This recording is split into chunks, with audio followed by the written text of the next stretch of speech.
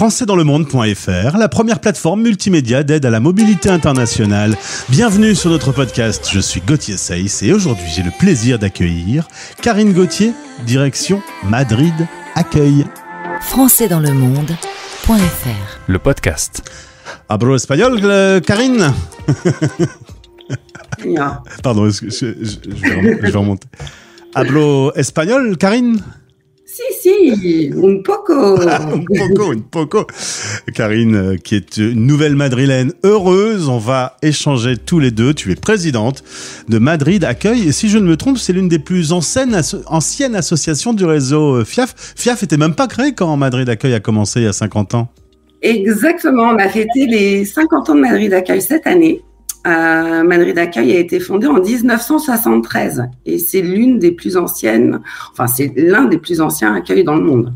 Alors avant de parler de Madrid, retour à Paris, c'est là, tu es originaire de cette capitale française, tu y fais tes études, puis tu travailles pendant 25 ans, tu es responsable comme dans la gestion d'actifs dans un grand groupe, ça se passe plutôt bien, logiquement ta vie aurait dû rester une vie de parisienne, tu as un mari et 4 enfants. Mais en 2021, monsieur a une proposition, une opportunité professionnelle à Madrid. Vous aviez prévu de partir, de vivre l'aventure de la mobilité internationale? C'était prévu? Alors, on s'était posé plusieurs fois la question, mais avec les études des enfants, notamment des 2 grands, c'était un peu compliqué. Et puis cette opportunité à Madrid, on s'est dit, c'était un choix. C'était un choix de vie. On s'est dit, on le fait maintenant parce que sinon, on ne le fera jamais. Donc, ça a été vraiment un choix de vie. Alors, en l'occurrence, les 2 grands-enfants, eux, vivent leur vie, l'un à Paris, l'autre à Amsterdam. Vous êtes partis avec les 2 plus jeunes. Vous arrivez, toi, tu quittes donc ton boulot, tu prends un congé sabbatique d'1 an. Il y a le Covid, du coup, les enfants sont à la maison. Le démarrage n'est pas fantastique. C'est le moins qu'on puisse dire. Le démarrage a été un petit peu compliqué, donc il a fallu trouver ses marques. Tu arrives dans un pays d'accueil, tu parles pas la langue, tu te retrouves à la maison, tu as arrêté de bosser, donc effectivement ça a été un petit peu compliqué. Tu m'as dit, je me suis senti perdu. Oui, je me suis sentie, pendant quelques mois, je me suis sentie réellement perdue. Et résultat, quand monsieur rentre autour de l'apéro, on parle sérieusement du retour en France? Pas du tout, on se parle même plus. Ah ouais, donc c'était tendu alors. Plus que perdu, c'était tendu. C'était assez tendu. Ah ouais. Ah, tu regrettais quasiment ta décision? Pas regretté, mais après il y a eu la Covid, donc c'est quand même compliqué. Je savais qu'il y avait des choses à faire, mais il fallait peut-être qu'on laisse passer cette pandémie pour qu'on arrive j'arrive à imaginer d'autres projets. J'avais vraiment envie d'autres projets de vie et il fallait vraiment qu'on laisse passer la pandémie. Et comme le soleil qui se lève à l'horizon, un jour, tu rencontres Madrid Accueil. Ça va beaucoup aider ton intégration dans la capitale espagnole. Ça va changer ton expatriation. Ah bah complètement. J'ai pianoté, j'ai trouvé Madrid Accueil, j'ai été super bien accueillie. Et de là, j'ai vu qu'il y avait des ateliers pour épanouissement personnel et professionnel. J'ai décidé de m'inscrire. Ça a changé beaucoup de choses en moi et en même temps, ça m'a permis aussi d'avoir envie de m'investir dans cette association qui porte l'accueil vraiment avec un grand A. Et du coup, c'est comme ça que je suis arrivée dans l'association, aussi bien en tant que bénévole que membre, pour essayer de bénéficier justement des différentes activités. Et depuis 1 an, présidente de l'association. En marge de l'association, tu as recréé ton auto-entreprise.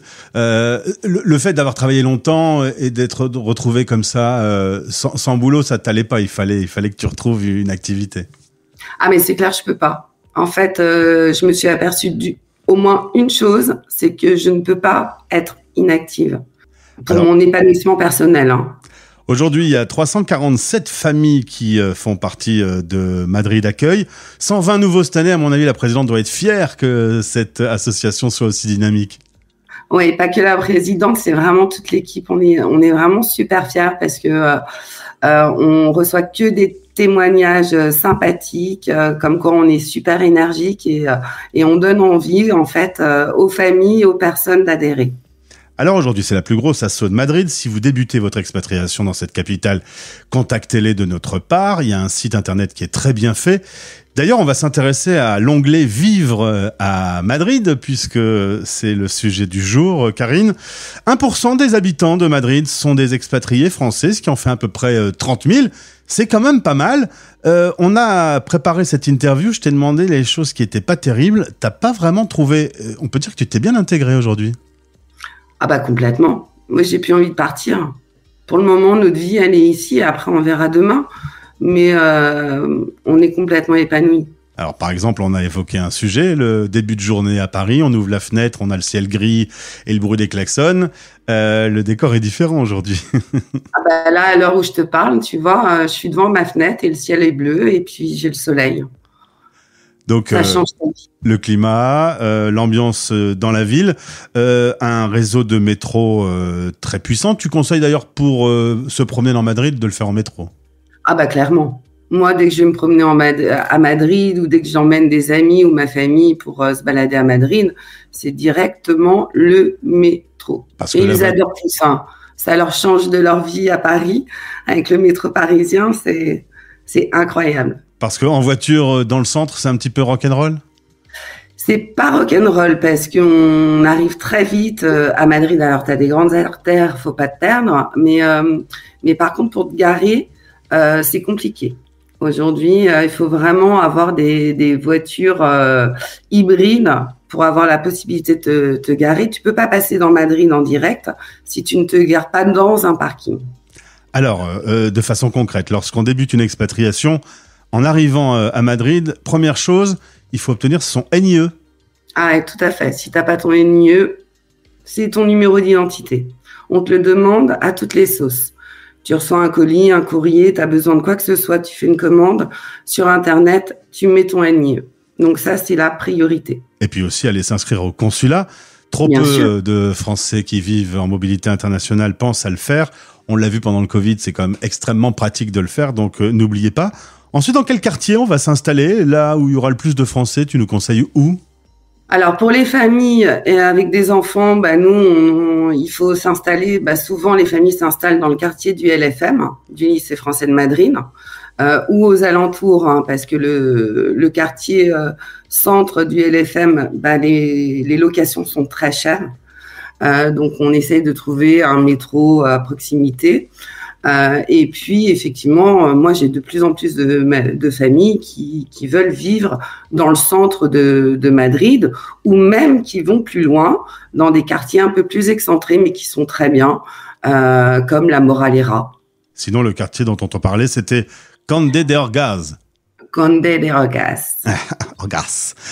Justement, la langue, t'es arrivé en Espagne, tu ne maîtrisais pas l'espagnol. Comment ça va au bout de quelques mois? C'est facile de l'apprendre? C'est facile de l'intégrer? Alors, facile de l'apprendre, il faut prendre des cours. Surtout que on se retrouve quand même beaucoup entre francophones. Et du coup, c'est hyper important de prendre des cours. Nous-mêmes, au niveau de Madrid Accueil, d'ailleurs, on a lancé depuis l'année dernière des cours d'espagnol. On a une bénévole qui est top, qui nous fait des cours d'espagnol. Et j'ai d'autres bénévoles qui nous font des cafés en espagnol pour faire de la discussion en espagnol. Et de plus en plus, on essaye de créer justement des activités en espagnol, que ce soit culturelles ou autres, pour pouvoir parler la langue. Ça, c'est super important. C'est justement pour que ces 1% de Français expatriés à Madrid s'intègrent bien qu'il faut qu'ils parlent la langue. Clairement. Et puis, de toute façon, il faut faire des efforts. Il suffit que tu essayes de parler, avec le sourire, tu leur demandes même de te corriger, ils te corrigent avec grand plaisir. Donc, allez, faut y aller. Karine, ma dernière question, si je viens là te retrouver aujourd'hui, quel est l'endroit que tu vas me faire visiter, qui n'est pas forcément l'endroit le plus touristique de tous, mais qui t'a le plus surpris ou que tu aimes le plus à Madrid? Moi, j'aime beaucoup de choses à Madrid. Alors, j'aime tout. Moi, j'aime les cafés, j'aime les sorties, j'aime les quartiers comme Lavapiés, j'aime le Retiro. me balader dans le Retiro. J'aime tout, c'est compliqué les musées. Si je dois te parler d'un musée, parce qu'on parle souvent de la Reina Sofia et du Prado, moi je t'emmènerai au musée Thyssen ou au musée Sorolla. Voilà, il y a tout à voir à Madrid. Alors, d'ailleurs, sur le site, on vous dit vivre à Madrid, n'hésitez pas, on vous fait la totale sur tous les quartiers, les musées. Faut dire que le climat, la culture, le coût de la vie, la distance, la proximité avec la France aussi, qui permet de rentrer facilement. C'est justement pour ça que le slogan de votre association est « Faire de votre vie madrilène une expérience unique ». Si vous débutez l'aventure, contactez toute l'équipe de Karine Gauthier. C'est Madrid Accueil qui sera là pour vous. Merci beaucoup, Karine. Tu salues toute l'équipe de notre part. Merci, Gauthier. Oui, je les salue. À très bientôt. Salut. Merci. Au revoir.